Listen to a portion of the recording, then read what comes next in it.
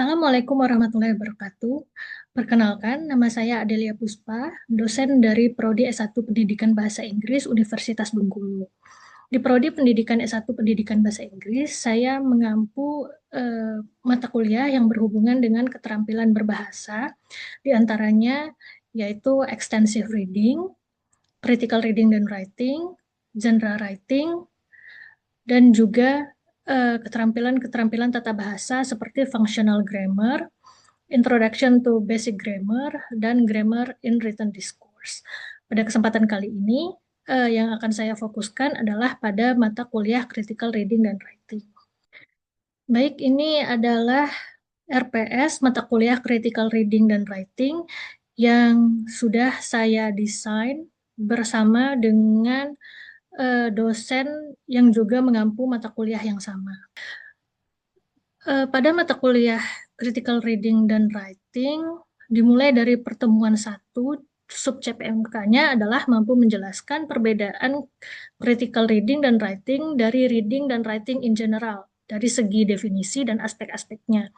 Dilanjutkan pada sub CPMK 2 dan 3, mahasiswa mampu membedakan argumen yang kuat dan argumen yang lemah, dan mengidentifikasi asumsi baik yang stated maupun yang unstated. Di sub CPMK 4, mahasiswa harus mampu menganalisis kesimpulan dari teks dalam bentuk makna tersirat, subteks, dan maksud penulis. Sedangkan di sub CPMK 5 dan 6, mahasiswa mampu menganalisis CER atau Claim, Evidence, dan Reasoning dalam critical reading dan mengevaluasi CER ini dalam critical writing.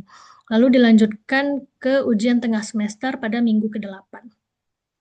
Setelah ujian tengah semester, kegiatan dilanjutkan ke dalam bentuk praktikum, di mana mahasiswa harus mampu menguraikan ciri-ciri artikel penelitian yang nantinya akan menjadi dasar bagi mereka untuk mampu menulis ringkasan artikel penelitian dan menyajikan informasi secara teratur, menulis parafrase dalam berbagai variasi cara, menulis dengan memasukkan sumber, menulis artikel berdasarkan pengembangan argumen yang berterima. Dan di akhir akan ditutup dengan ujian akhir semester. Sub CPMK ini adalah hal-hal yang harus dikuasai oleh mahasiswa untuk dapat mencapai CPL yang dibebankan pada mata kuliah Critical Reading dan Writing ini. CPL-nya ada 5, yaitu untuk menginternalisasi norma dan etika akademik pada CPL sikap, pada CPL pengetahuan, menguasai teori komunikasi, lisan dan tulisan umum General English dalam konteks keseharian akademis dan pekerjaan, serta bahasa Inggris dengan tujuan tertentu atau ISP, setara tingkat pre-advance. Lalu ada dua kompetensi umum, yaitu mahasiswa mampu menerapkan pemikiran logis, kritis, sistematis, dan inovatif dalam konteks pengembangan atau implementasi ilmu pengetahuan dan teknologi, yang memperhatikan dan menerapkan nilai humaniora yang sesuai dengan bidang keahliannya. Kompetensi umum yang kedua yaitu mampu menunjukkan kinerja mandiri, bermutu, dan terukur, dan kompetensi khususnya adalah mahir berkomunikasi dalam bahasa Inggris lisan dan tulisan pada konteks keseharian atau general English, akademis, dan pekerjaan, serta bahasa Inggris dengan tujuan tertentu atau ISP secara tingkat pre-advance. Berikut adalah komponen-komponen RPS-nya. Diawali dengan nama perguruan tinggi, fakultas, program studi, dan lain-lain. Di sini sudah ditandatangani oleh koordinator program studi pada sebelum perkuliahan semester genap kemarin dimulai, karena mata kuliah Critical Reading dan Writing ini berlangsung di semester genap kemarin. Oke, ini adalah CPL yang sudah saya sampaikan tadi, yang diturunkan menjadi CPMK, dan diturunkan lagi menjadi sub CPMK untuk masing-masing pertemuannya, yang mana sudah saya jelaskan sebelumnya. Di bawahnya terdapat korelasi CPMK terhadap sub CPMK-nya untuk menjamin nanti ketercapaian CPL-nya, karena CPMK ini diturunkan dari CPL. Ini deskripsi singkat mata kuliah, di mana mata kuliah ini bertujuan untuk membantu mahasiswa agar memiliki kemampuan membaca dan menulis secara kritis, Topik yang dibahas termasuk kemampuan untuk meringkas argumen secara akurat, menemukan asumsi tersurat maupun tersirat, mengevaluasi bukti dan kelayakan alasan yang dipaparkan untuk mendukung pernyataan, dan menjelaskan perbedaan berbagai teks bacaan dengan temanya masing-masing. Mahasiswa juga diharapkan mampu memadukan hasil bacaan dengan latar belakang pengetahuannya, mengidentifikasi ciri-ciri dalam artikel penelitian. Kemudian mahasiswa diharapkan memiliki kemampuan untuk menyajikan informasi secara teratur dan memiliki kesatuan ide. Merealisasikan asumsi mereka sendiri, menemukan sumber, memasukkan sumber ke dalam tulisan mereka, dan mengembangkan argumen tertulis yang berterima sebagai bagian dari artikel. Deskripsi mata kuliah ini yang merupakan yang sudah disusun di kurikulum prodi, ini merupakan acuan untuk membagi materi pembelajaran untuk pertemuan 1 sampai pertemuan 16 yang sudah saya tampilkan di sini. Karena mata kuliah ini memiliki 2 SKS, 1 SKS teori dan 1 SKS praktikum, maka metode pembelajaran yang saya terapkan adalah metode pemecahan kasus atau case base untuk kegiatan perkuliahan atau teori, dan metode pembelajaran berbasis proyek atau project based learning untuk praktikumnya.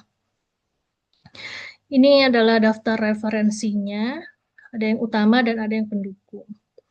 Di sini langkah-langkah atau kegiatan pembelajaran untuk setiap pertemuannya sudah saya tampilkan, terdiri dari sub CPMK yang harus dicapai, indikatornya, kriterianya, bentuk pembelajaran, metode pembelajaran, penugasan mahasiswa.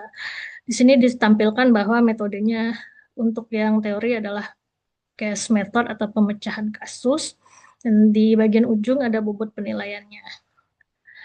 Langkah-langkah ini dari pertemuan minggu ke-1 sampai minggu ke-16. Di bagian bawah terdapat rencana evaluasi yang terdiri dari 3 komponen basis evaluasi, yaitu aktivitas, hasil proyek, dan kognitif. Dengan bobot masing-masing sudah dituliskan dan dideskripsikan di sini. Selanjutnya terdapat pengalaman belajar mahasiswa dalam bentuk tugas. Di sini terdapat 3 rubrik ya untuk 3 pengalaman belajar, yaitu untuk tugas individu terdapat langkah-langkahnya, indikator penilaian dan lain-lain, untuk case methodnya, dan untuk project based learningnya. Lalu terakhir akan diukur ketercapaian CPL pada mata kuliah ini.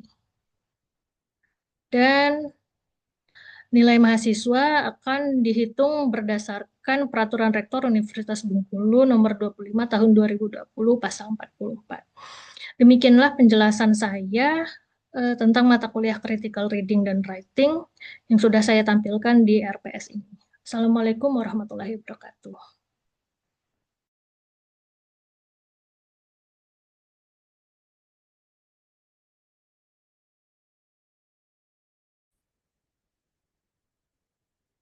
Assalamualaikum warahmatullahi wabarakatuh.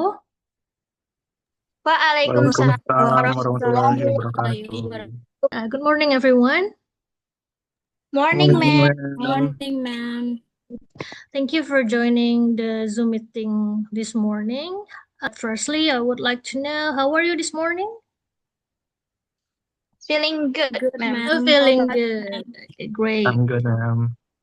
Please allow me to share the screen, yeah. Today, our materials is about using claim, evidence, and reasoning, or in short, it calls CER, in critical reading and writing. Maybe you notice right here that the word writing is slightly smaller than the word reading. Yeah. Yes, ma'am. Yeah, because for today we're going to focus on the reading only. Yeah, so using CER, especially in critical reading. So you will learn how to identify the CER in a reading passage. But firstly, before you can identify them, you need to know first what is CER. Okay, are you ready? Ready, ma'am. Ready, Yes, ma'am. great. Ready, Great. ma'am. Then I will continue to the next slide. Today, at the end of these materials, it is expected that you will be able to define the CER component. So you are expected to understand and to know what is claim, evidence, and reasoning mean individually, and to be able to identify the CER elements, to pinpoint them in various texts and discussion. For number 3 and number 4 is directed for writing materials. So maybe we'll focus on number 3 and number 4 next week. Okay, firstly, have you heard the word CER before? Not really, ma'am. Sometimes you have ideas in your head, but when you want to show the ideas, it's rather hard for you to do it systematically, right? Have you experienced that? Pernah nggak? Ketika Yeah, banyak Yes, nih ma'am. mostly ide all di the time. pikiran, iya, tapi ketika mau menuangkan ide tersebut agak sulit membuat dia runtut dan sistematis. Yes, ma'am. Nah, Mostly all the time. Oke. Nah, itulah gunanya CER, salah satu gunanya CER. So you can start to to manage your idea by using the CER component to make it more systematically. So the first one you need to know about C. C is claim. Claim is your main statement or argument about something, or in reading, it will be the author main statement, the author argument about something. We will see the example about this later. And the second, E, is the evidence. So to support the arguments or the statement, we need evidence. The evidence should be from credible sources or credible examples. Jadi yang namanya evidence, bukti itu untuk mensupport klaim kita tadi ya. Dan namanya untuk mensupport, untuk mendukung, ya agar dukungannya oke, tentu saja source-nya harus kredibel, ya enggak? Ya enggak, Raffi? Yeah, ma'am. Okay. The last one, the component is or. Or is reasoning. Reasoning is the explanation of how the evidence support your claim. So you have the evidence to support, but how this evidence can support your claim. So they are connected to each other.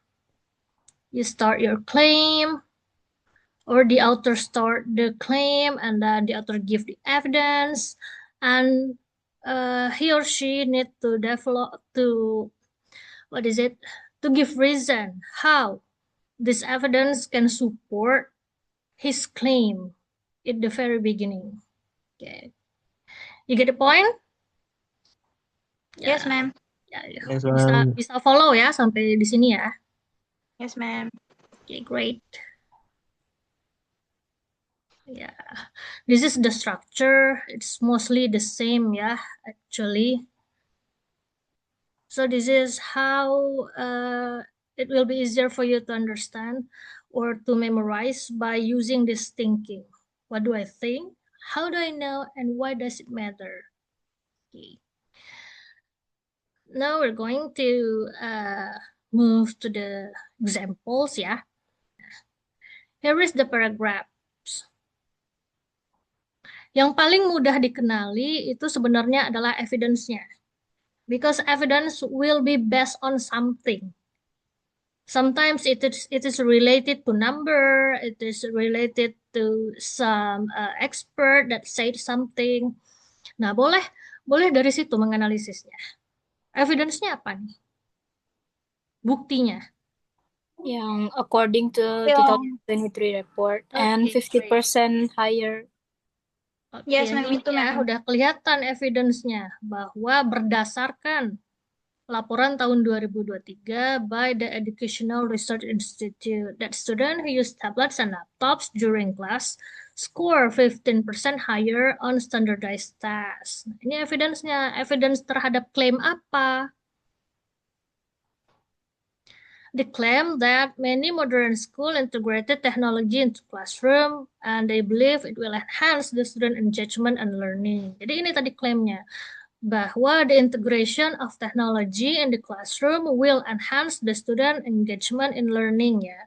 So you don't need to really use the word here word by word. You can paraphrase to construct the claim and in order for you to easier to understand. And what is the reasoning? Kalau Why menurut it is saya, ma'am, important? Ya, boleh Fadilah, silakan. this finding suggests that technology itu, ma'am. Yeah, Karena great. Karena oh, because yes. karena ini kan di evidence kan udah bilang tentang approve dari si klaimnya tadi. Makanya ini sebagai tambahan gitu, biar untuk menegaskan lagi. Ini reasoningnya itu tentang mengapa itu penting kan, atau mengapa this claim is important to talk about because it is suggest that technology when used effectively can significantly improve educational outcomes. So why it is necessary to become a topic of discussion?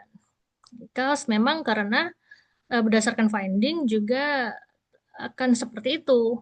When used effectively, it will significantly improve the educational outcome. So, udah mulai kelihatan ya, udah mulai bisa ya identify which one is the claim, which one is the evidence, and the reasoning. Yes or no? Yes, ma'am. Yes. Do you need another example?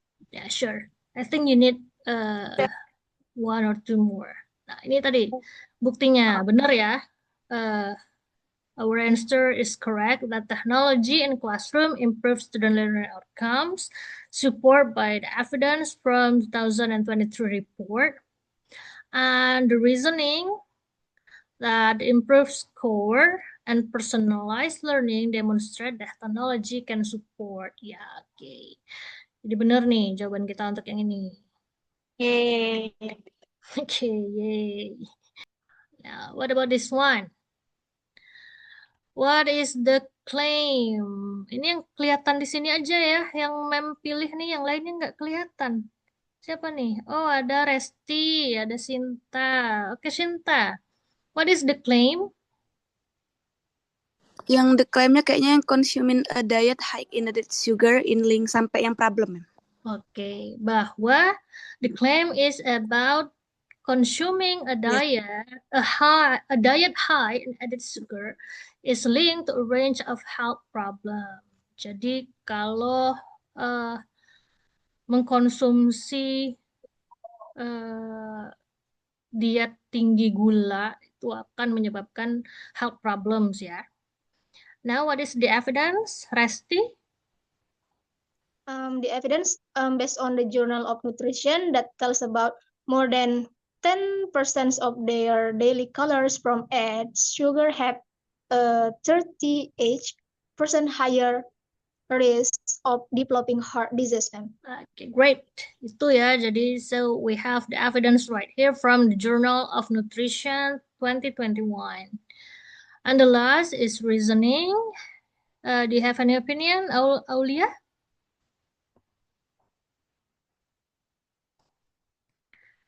These findings highlight the importance of dietary choices in preventing sampai health, ma'am. Okay, why? Yeah, why it is important? Yeah, because it's highlight the importance of dietary choices. Okay, let's see. High sugar consumption increases the risk of serious health issues. Yes, and the evidence is correct. And the reasoning, ini reasoningnya paraphrase ya. paraphrase-nya, tapi tentang yang di bawah ini, insya Allah benar tadi jawabannya Aulia. Why this? The reasoning is the link between sugar, inflammation, and obesity demonstrate how poor dietary choices contribute to chronic illness. Jadi ini. So what do you think? We already did several examples together. Now it's time for you to do your own. Ma'am, Bisa ya? Yes. Do you have any questions before we I have a continue? question. Yes. Who is it? I cannot see from right now. Azza. Okay. Itu ma'am, kalau berarti kan kita udah tahu nih kan which sentence that we think it give us clue about claim, evidence, and reasoning. But Yes. when I see the outcomes of the pembahasan, I think apakah kita harus ini ma'am paraphrase atau gimana gitu ma'am? Ya, ini kan namanya paragraf. Ini kan di apa sih namanya? Di-arrange oleh autornya ya, by using his or her word. Ketika kita mengidentifikasi itu kan apa yang kita temukan sebagai klaim. Jadi tidak harus menggunakan kata-kata mereka. Nah, itu oke kalau kita hanya mau mengidentifikasi the claim is right here, the evidence is right here, and the reasoning is right here. But when you are asked what is the claim, you need to restate. Jadi ketika mengidentify tahu posisinya di sini, this is the location, and this one and this one. But when you need to explain what actually the claim in this passage, you restate. Bagusnya di restate. Jadi informasi apa yang ditemukan? Jadi tidak hanya mengambil mentah-mentah di sini, ada proses pengolahan informasinya.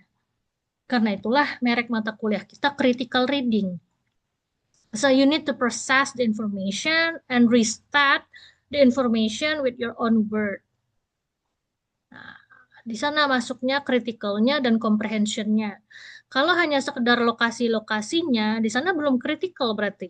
Kita hanya identify location. Location at the beginning of the paragraph, in the middle of the paragraph, and at the,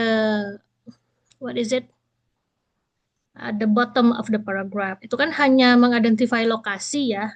We don't really need comprehension for that. But to state what is the claim, what is the evidence, what is the reasoning, there is a process of thinking.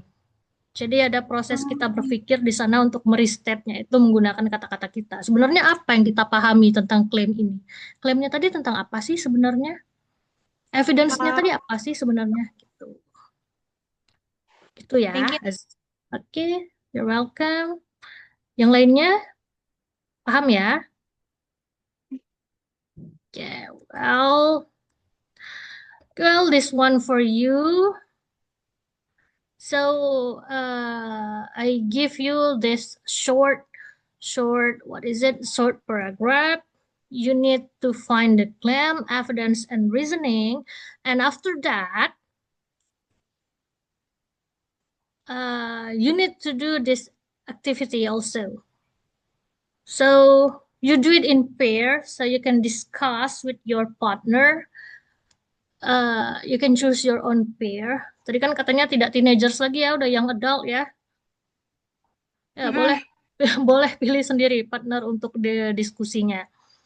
So you please find the from credible sources examples of reading materials, longer passage, bisa dalam bentuk artikel seperti ini. Tadi kan ini sebenarnya potongan-potongan artikel ya, yang ambil dari referensi tertentu. Nah ini referensi yang mem ambil dari sini. Ini adalah potongan-potongan artikel. Kalian juga silakan cari, find at least 5 articles or 5 passage. Kalau artikel full, satu artikel full itu satu saja. Kalau dari awal sampai habis itu kan biasanya artikelnya lumayan panjang ya. Bisa 5 sampai 6 paragraf. Nah, kalau hanya potongan-potongan artikel, misalnya kalau kalian mau ngambil dari berbagai sumber, itu cari 5 potong artikel. And then highlight the claim in the paragraphs, underline the evidence, and circle the reasoning. Jadi you identify the position first. Klaimnya yang mana? Di highlight. Boleh pakai stabilo atau boleh kalau di you work with your laptop, you can give some colors to it. Boleh dikasih color saja, di colorsnya dibeda-bedakan boleh. Pokoknya di coding maksudnya. Whether you want to highlight, to underline, to circle the reasoning. After that, you restate with your own word what is the C, E, and R. Jadi tadi hanya identifikasi lokasinya dulu, seperti yang udah kita lakukan tadi. Ini lokasinya di awal misalnya. Ini di tengah, di akhir. Lalu setelah itu you restate ya. You restate what with your own word, what is the claim, what is the evidence, and what is the reasoning. Seperti inilah kira-kira formatnya nanti. Di bawahnya dituliskan klaimnya apa, evidence-nya apa, reasoningnya apa. And then after that, you give your own thinking. What do you think about this CER? Jadi menurut kalian gimana CER ini? Apa yang bisa kalian simpulkan? What can you conclude? What can you infer about the use of the CER? Apakah lokasinya selalu di sana misalnya? Atau penggunaannya selalu apa? Apa nanti yang bisa kalian infer from this activity? So you discuss with your friends, you try to solve this case, ya. Any questions? Sandy, any questions? No, ma'am. No. Feby, what about you? No, ma'am. Oke, ini referensis yang tadi ma'am ambil, sumbernya dari sini ya. If you need further information, here is the link for you. If you need more explanation about the use of CER in reading, you can click on this link, and in writing, you can click on this link. Please allow me to stop the screen first. I need to see your face. Nah, gitu ya. Jadi boleh dikerjakan, silahkan berdasarkan pemahamannya tadi yang sudah Ma'am jelaskan. Do it accordingly. Please do discuss with your partner because that's what collaboration means. Jadi yang namanya peer work itu perlu discussion. Itu namanya kolaborasi ya. Kalau sendiri-sendiri nggak jadi peer work nanti namanya. Okay. Do you think you can do it? Yes, ma'am. Okay, great. Yes, ma'am. Thank you. That's the end of our session today. I'm going to close this session. Assalamualaikum warahmatullahi wabarakatuh. Waalaikumsalam warahmatullahi wabarakatuh. See you Thank you, everyone. ma'am. You're welcome. Thank you, ma'am.